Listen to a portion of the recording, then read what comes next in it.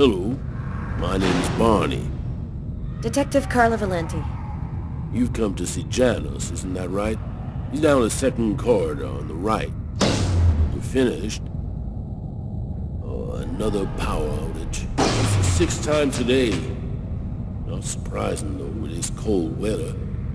Good thing the hospital's got its own backup generator. Remember, Janus's cell is down the second corridor on the right.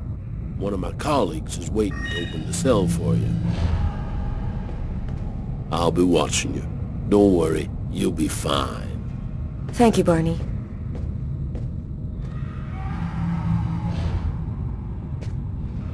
I wasn't sure exactly what I expected to find out by coming here. Kane was the killer, there was no doubt about that.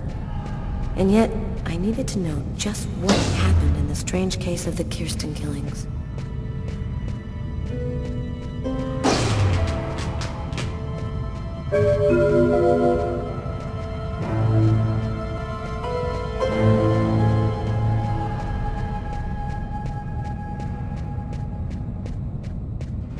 Hello, detectives. I'll wait for you here. Perfect, thanks.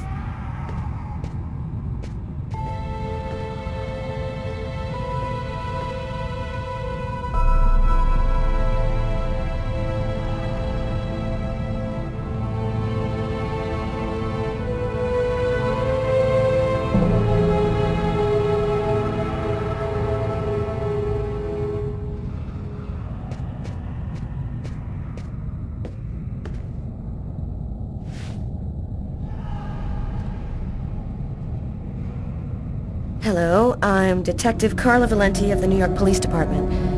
I'd like to ask you a few questions, if it's all right with you, of course.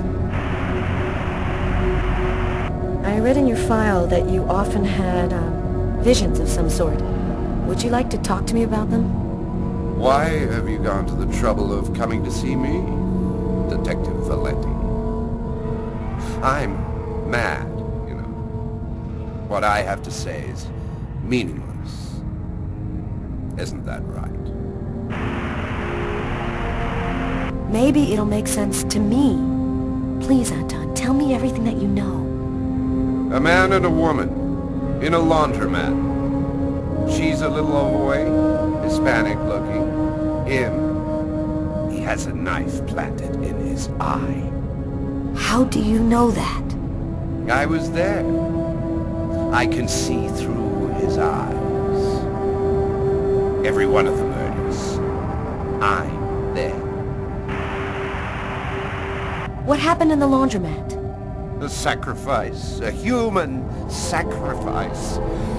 The killer and his victim. Who is the murderer? Nobody knows. Nobody sees him. He leaves no trace in people's memories. But I know he exists. He's among us, invisible. He's everywhere. There have been other identical murders, haven't there? The killings won't stop until they've found the little girl. Why? Why are they killing? Oh, the world's not what you think it is.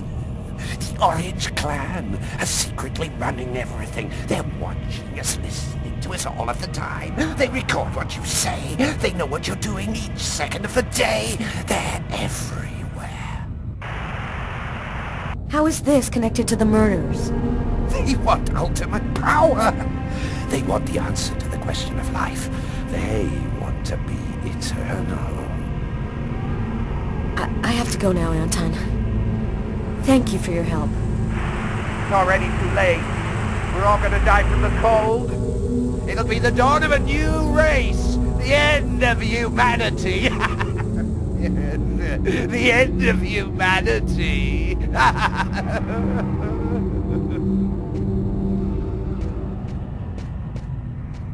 Everything go all right? I'll walk you to the... Damn it! This time it looks serious. It looks to me like our backup electrical generator hasn't kicked in. It'll come on. Sometimes it takes a minute. We'll wait here in the meantime. What was that noise? Oh shit. The cell doors. All of the cell doors have been opened. The electrical outage must have screwed up the autolock system. What? You mean the patients are free to leave their cells and nothing... Wait. Don't move. Don't make any noise. We don't want them to locate us here. Just keep cool, and we'll wait for the lights to come on. Relax. Stay close to me. The aid. They got him. I have to move from here, or they'll find me too. If I don't breathe more calmly, I'm gonna faint. And then they get me, for sure. Oh God, hurry. Find a way out of here.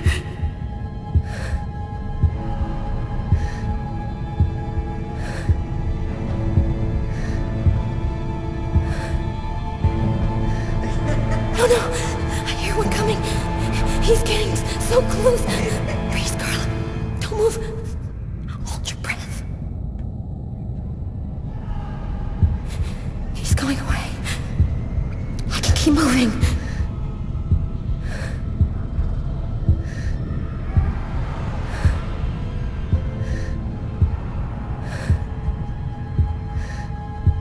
He's right there.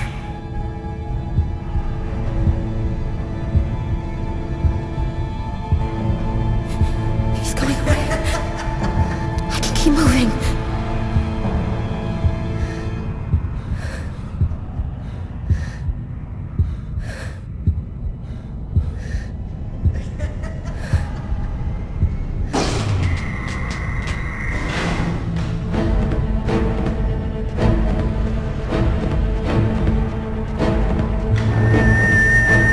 Barney!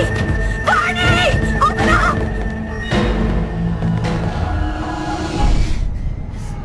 Thank God you made it out. I don't know what the hell could have happened. The auto lock system opened all of the cell doors. Are you hurt? Are you sure you're all right? Great, Barney.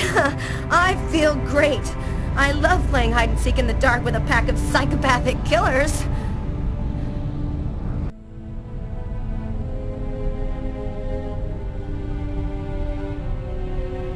This man I'd barely seen on TV was my last hope. I didn't know what connection there could be between the Mayans and what had happened to me, but at that point, I was ready to accept any explanation that could make sense out of the nightmare that my life had become. Hello, I'm a journalist, and I have an appointment with Professor Kuryakin. The professor's waiting for you.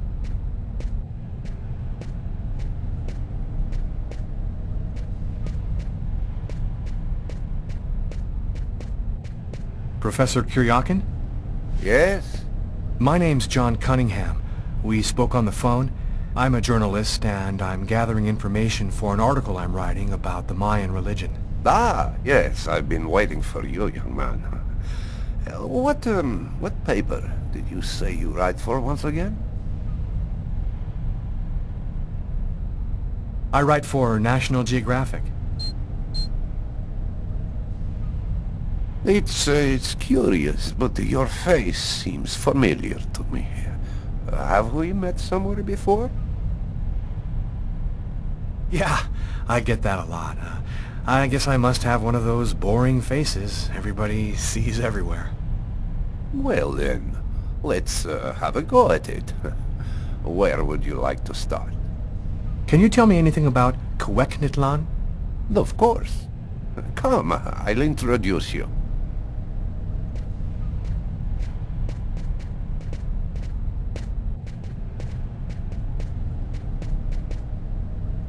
You see before you the ancient Mayan god Cuecnitlan, the serpent with the two heads. One head sees in this reality, the second in the other world. By opening both mouths, the Mayan oracles could see through the serpent into the other world. What would you need to do to get the serpent to open its two mouths? A human sacrifice, of course. The liberated soul then opens the passage, and thus the oracle can use this serpent channel to see into the other world. What exactly do we know about these oracles? Oh, not very much. They were very mysterious. They served as mystic liaisons, allowing man to connect with supernatural forces. If we can believe the ancient texts, the oracles possessed strange powers. What kind of powers did the oracles possess?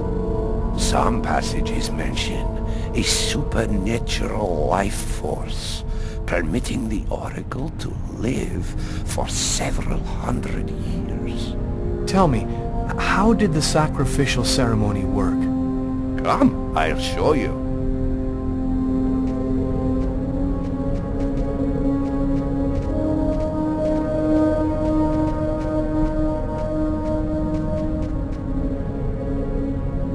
This painting, dating from the 1st century BC, shows a sacrificial ceremony.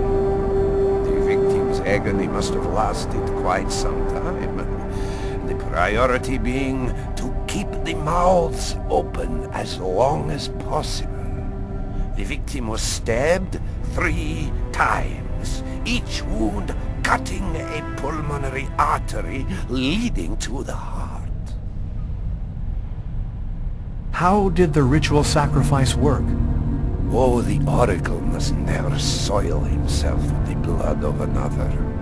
That is why he chooses a sort of proxy, another person in the crowd, totally at random. This person becomes the executor. The Oracle takes complete control of the executor, manipulating him from a distance.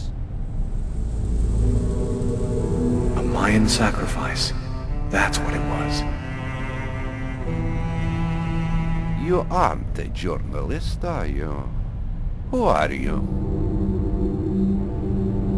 My name is Lucas Kane. The police are looking for me about a murder that I did not commit, but I was the executor. You're a murderer? I'm innocent. I stabbed someone I'd never seen before 3 times, cutting his arteries, just like you described. Do you mean to say that there is a Mayan oracle still living today? But that's completely impossible. Have you ever seen this symbol before? Oh, it's the symbol of Cuecnitlan. The executors cut this into their own forearms before accomplishing the sacrifice. So, it is true. My God, the Codex was right. The Codex? What are you talking about, Professor? You can't stay here. Your picture is in the paper that the security guard is reading. He's sure to recognize you. Come, let's leave here, and I'll tell you all about it.